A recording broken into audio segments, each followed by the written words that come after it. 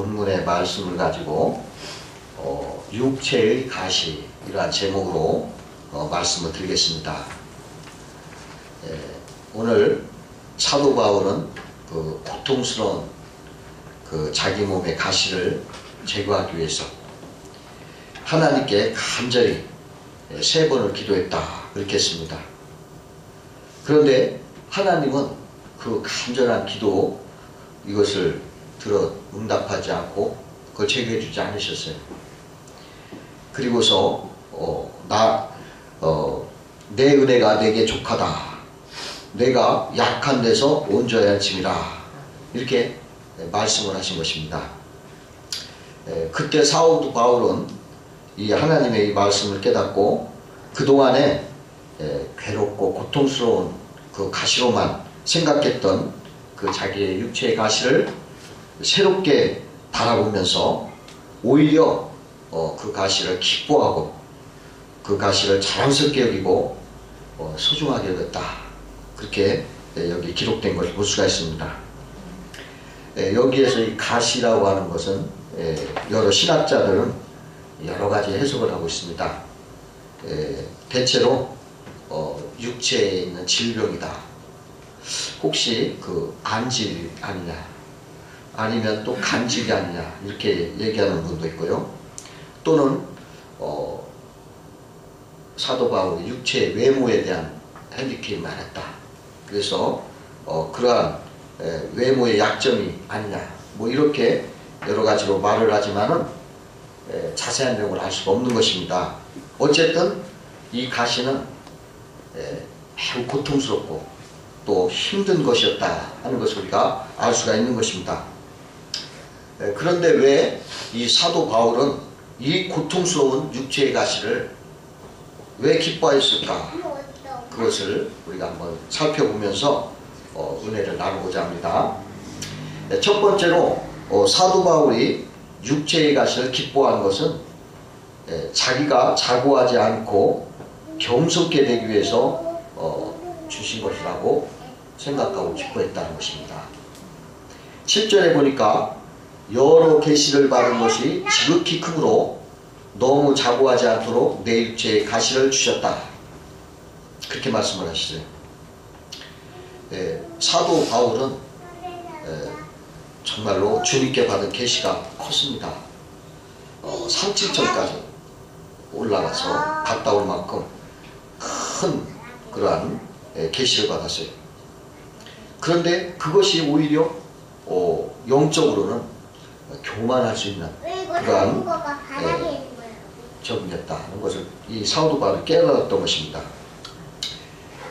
교만이라고 하는 것은 패망의 선봉이다 그렇게 말합니다. 바울이 교만해서 주 앞에 패망하지 않도록 주님은 그 가시를 제거하지 않았다 그렇게 깨달은 거예요. 그래가지고 그걸 감사한 것입니다. 이 가시는 그 사도 바울의 균형을 이렇게 맞춰준 거예요.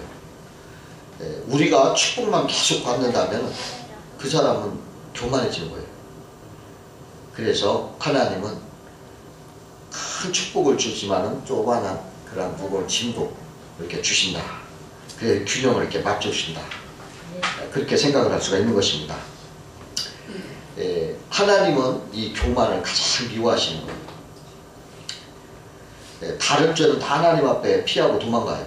그런데 교만은 하나님 앞에 고개를 들고 대적하는 죄가 교만이다.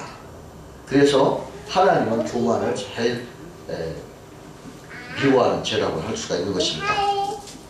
그런데 사람은 조금이라도 남보다 더 은혜를 받으면 조금만 더 받으면 그걸 자랑하고 싶어서 안달이 나는 거예요.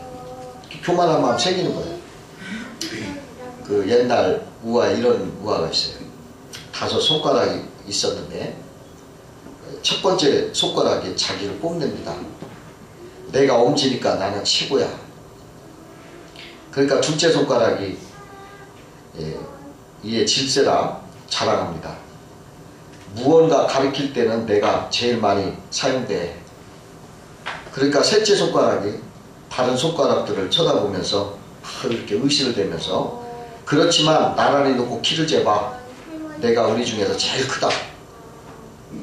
넷째 손가락은 잘난 체하면서 이렇게 말했습니다. 약혼이나 결혼 같은 귀중한 사랑을 서약할 때 내 손가락이 사용되는 거 너희들 알지?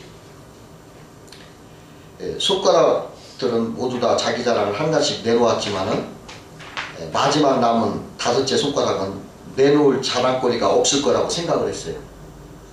그런데 마지막 손가락이 당당히 나와서 큰 소리로 말합니다. 야! 나 없으면 병신이다. 그러더라는 거예요. 우리 인생은 다 조그마한 공로만 있으면은 높아지기를 원하는 그런 끈질긴 교만이 있다는 것입니다. 우리가 길 가다 보면 이렇게 오락실 같은 데 옆에 보면은 그 두더지가 이렇게 툭툭 튀어나오는 게 있어요. 그걸 툭 튀어나오면 이렇게 망치를 때리는 그 오락기구 있습니다. 게임이 시작되면 여기저기서 막 두더지가 튀어나와요. 그럼 망치로 튀어나오는 두더지를 막 때리는 거예요. 때리고 그럼 때리면 막 쏙쏙 들어가죠. 이 두더지 모습이 우리 모습이에요. 응? 조그만 잘난 것만 있어도 자꾸 튀어나오는 거예요. 자기 자랑 알아달라고 내세우고 그럴 때마다 자꾸 망치로 두드려 맞는 것입니다. 우리 인생은 그 자아가 참으로 자기가 내세우려고 하는 교만이 이렇게 있는 존재다 이렇게 볼 수가 있는 것입니다. A.W. 카메이주라는 분이 이렇게 노래했습니다. 하나님이시여 나 자신을 대항하게 하소서. 나 자신은 나에게 있어 제일의 반역자이며 나의 가장 불성실한 친구이며 나의 가장 치명적인 대적이며 어느 길로 가든지 나의 방해물입니다. 그렇게 말했습니다. 하나님은 우리 이러한 교만들을 제거하기 위해서 그 고통을 주는 가시를 넣어줘가지고 그 교만한 고개를 이렇게 내밀 때 망치로 탁 때리듯이 너 아무것도 아니야 하고 겸손케 하시려고 그 가시를 주고 자기 정도를 이렇게 보살피시는 것입니다. 두 번째로 사도 바울이 육체의 가시를 기뻐하는 것은 하나님의 능력이 가시 때문에 자기가 깨져서 그 은혜가 머물기 때문이다 이렇게 해서 기뻐했던 것입니다. 본문 9절에 하반절에 보니까 이러므로 도리어 크게 기뻐함으로 나의 여러 약한 것들에 대하여 자랑하리니 이는 그리스도의 능력으로 내게 머물게 하려 합니다. 그렇게 말씀했습니다. 또 10절 하반절에 보니까 내가 약할 그때에 곧 강함이라 그렇게 말씀하셨어요. 그 삼국지에 그 조조라는 사람이 나오는데 그 사람은 상대방에게 전쟁을 할 때 반드시 상대방을 이렇게 거만하게 자만하게 만들어요. 그래 그 사람이 야 나는 참 강하다 이렇게 생각할 때 쳐들어가는 거예요. 그래가지고 그 어점을 타가지고 그 승리를 한다는 것입니다. 성경에 보면은 그 위대한 인물들은 되게 강해서 위대한 게 아니에요. 오히려 약하고 낮아졌고 보잘것없어요. 그런데 그렇게 자기가 약하고 낮아지고 이렇게 천해졌을 때 하나님을 의지함으로 하나님의 큰 권능을 체험하게 되고 또 그래서 큰 일을 이렇게 이루는 걸 우리가 볼 수가 있는 것입니다. 성경에 보면 여러분 또 잘한 요셉도 그랬잖아요. 또 모세도 그랬고요. 기드온도 그랬고 엘리야도 그랬고 욥도 그랬고 다윗도 다 이분들은 그 약할 때 주님을 의지함으로 승리했던 사람들인 것입니다. 오히려 말이죠. 삼손은 강했어요. 낙이 탁뼈 하나로 막 1000명을 죽이는 그런 강한 사람이었지만 실패했습니다. 그 사람은. 우리 인생이 병이 들거나 또한 실패를 할 때는 사람들이 약해져요. 그래가지고 자기 자아가 깨지는 것입니다. 그럴 때 하나님을 의지하는 거예요. 하나님을 붙잡아요. 그러다가 하나님의 능력을 체험하게 되는 것입니다. 그 이스라엘 백성도 애굽에서 뭐 잘 살 때는 하나님 찾지 않았어요. 그런데 바로에게 막 그냥 핍박을 받고 압제를 받고 막 학대를 당하니까 그때 깨졌어요. 그래가지고 막 부르짖어가지고 하나님의 은혜를 힘입어 썼다는 것입니다. 우리 인생이 연약할 때 이때 하나님을 만나는 기회가 돼요. 그 하나님의 십자가를 끌어안게 되는 거예요. 그래서 그 깨어진 그 심령에, 약해서 깨어진 그 심령에 하나님의 은혜가 머무는 거예요. 바로 사도 바울이 이 말을 하는 거예요. 우리가 깨어지고 그 가시로 말미암아 자가 깨져서 연약할 때 그때 하나님의 은혜가 거기에 임하는 거예요. 어느 나이 많은 수도사가 정원에서 이렇게 흙을 고르고 있습니다. 근데 그때 그 수도원에서 얼마 들어오지 않는 얼마 안 된 그 교만한 젊은 수도가 그에게 이렇게 왔어요. 수도사가 그 경험 많은 수도사가 그 후배 수도사에게 이 단단한 흙에다가 물을 좀 부어주겠니? 그렇게 말했습니다. 그러니까 젊은 수도사가 이렇게 물을 부었습니다. 그러니까 그 물이 막 옆으로 흘러버리고 말아요. 그러니까 이 나이 많은 수도사가 망치로 그 흙을 막 깼습니다. 그리고서 그 부서진 흙을 이렇게 모아놓고서 다시 한번 젊은 수도사에게 물을 부어보라고 얘기합니다. 그때 부니까 그 부서진 흙 속에 물이 잘 들어가서 그 부서진 흙이 잘 잦아지는 거예요. 그때 그 나이 든 수도사가 이렇게 가르쳐 줍니다. 이제야 흙 속에 물이 잘 스며드는구만. 여기에 씨를 뿌리면 꽃을 피우고 열매를 맺을 것이요. 우리 역시 이렇게 깨져야 하나님께서 거기에 물을 주시고 그럴 때 씨가 떨어지고 꽃이 피고 열매가 맺힐 수 있는 거지. 우리 수도자들은 이것을 깨어짐의 영성이라고 얘기한다네. 그렇게 가르쳐줬다는 것입니다. 강팍한 딱딱한 그러한 마음에는 하나님 역사하지 못하니까 하나님은 그 강팍한 마음을 깨트려서 거기에 약함을 주시고 거기에 은혜를 주신다는 것입니다. 이 가시가 바로 우리를 깨트리는, 우리 마음을 깨트리고 거기에 하나님의 능력과 은혜가 머물게 하는 그 복을 가져오게 되는 것이기 때문에 사도 바울은 그것을 감사하고 기뻐했다 이렇게 얘기하는 것입니다. 세 번째로 사도 바울이 육체의 가시를 기뻐했던 것은 그 가시를 통해서 하나님의 도구로 쓰임받는 그러한 증거가 되었기 때문에 감사했다는 것입니다.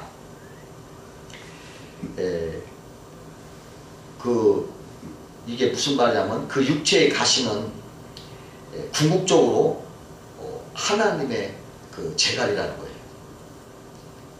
하나님의 그 낙인이라는 것입니다. 천방지축 뛰놀던 그 날뛰던 그 사울이 그냥 막 가시채를 뒷발질하면서 주님을 대적했어요. 그때 하나님은 그 사울에게 콧뚜레를 뚫어서 그걸 꿰가지고 하나님 손을 이렇게 잡은 거예요. 그래가지고 그 가시는 하나님의 손에 잡힌 그 도구가 됐어요. 그래가지고 그 가시는 바로 하나님이 쓰신다 하는 것을 증명하는 거예요. 그래서 그것 때문에 그는 절대 순종하고 따르게 됐다는 것입니다. 여러분들도 그렇지 않습니까? 성질이 막 그냥 고약하고 막 그냥 함부로 막 하는 사람 있죠. 말릴 수 없는 사람 있어요. 근데 하나님 어떻게 그런 사람들 사용하십니까? 병을 주십니다. 그래가지고 그냥 병 때문에 그냥 꼼짝을 못하는 거예요. 또 그런 사람에게 어떠한 실패도 주네요. 실패를. 그러면 막 그냥 기고만장 교만했던 사람들이 코가 납작해져서 하나님 앞에 절대 순종하는 거예요. 사도 바울이 바로 이것을 얘기합니다. 그 하나님의 손길에 잡힌 자기를 생각하면서 감사하는 거예요. 아, 나는 이 가시는 하나님의 그 손길이다. 내가 하나님 앞에 잡혔다. 사도 바울이 원래는 야생마였단 말이죠. 막 그냥 날뛰는 믿는 사람들 막 함부로 잡아가지고 막 핍박하고 죽이려 하고 하나님을 막 대적했던 사람. 근데 하나님이 그에게 가시로서 이렇게 길들여서 그 야생마 같던 사울을 명마로 이렇게 길들여간 거예요.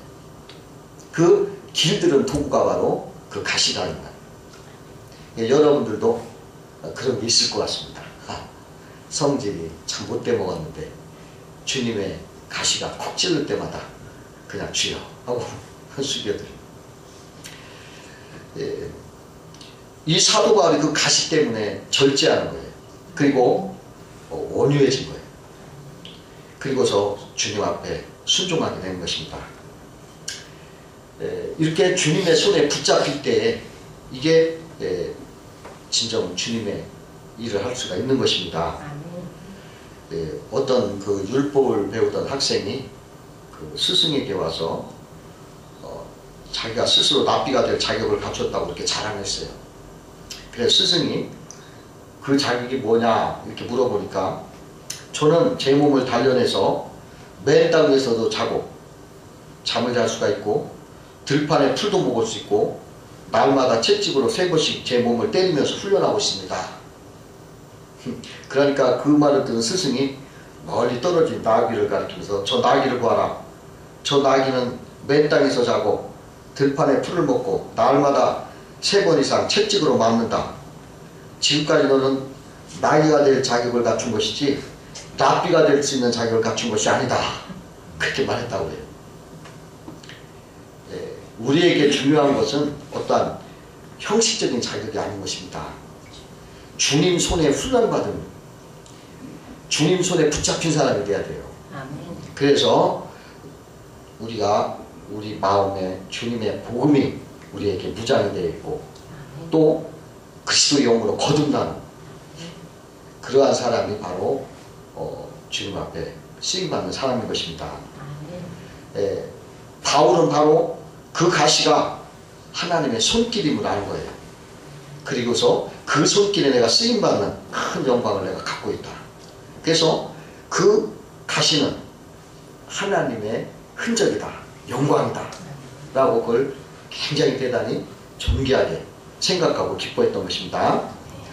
네 번째로 이 사도 바울은 이 가시 때문에 기뻐한 것은 뭐냐면 이 가시 때문에 오직 예수, 오직 십자가 이것만을 자랑했어요.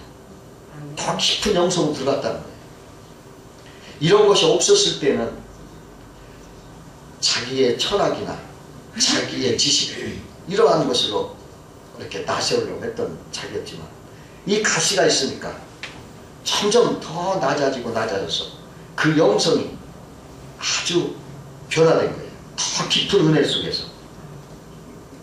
그래서 그런 걸 자랑했다. 그렇게 볼 수가 있는 것입니다. 사람이 편안할 때는 교만해지고 그러고 신중하지 않으시는 거예요. 그러나 고통이 있고 깊은 고민이 있을 때 이 사람들은 거기에서 더 하나님을 찾게 되는 것입니다. 그래서 영안이 밝아져요. 이 가시는 그 사도 바울의 영안을 밝게 하는 거예요. 가시가 있을 때 여러분 나를 치는 그 가시는 나를 알게 하는 거예요. 아, 나는 참 부족하구나. 나는 참 무가치하구나. 나가 이렇게 부족한데 하나님 그 십자가로 나를 구원하셨구나. 나는 영원히 죽을 수밖에 없는 죄인인데 정말 부정한 나인데 하나님이 그 예수를 보내셨구나. 그리고 나를 위해서 십자가에 죽으셨구나. 오직 예수, 오직 십자가. 정말 나는 무가치하구나. 오직 예수만이, 오직 십자가만이 나의 생명이구나. 이것을 깨닫게 되면 기뻐하신 것입니다. 여러분, 우리에게 있는 어떠한 약점들, 그게 나의 가시가 있다면 여러분 그걸 가지고 여러분 십자가로 더 가까이 가고 예수로 더 가까이 가서 여러분들이 오히려 더 은혜 속의 영성으로 기뻐하고 감사하고 영광을 돌리는, 정말 그것 때문에 십자가를 항상 몸에 지고 그 십자가의 영광을 나타내는, 죄 죽고 복 살았다, 죄에 비해서 다 죽었고 나는 이제 복으로 살았다, 이제 이러한 영광의 삶을 사시기를 주의 이름으로 축원합니다. 네, 기도하시겠습니다.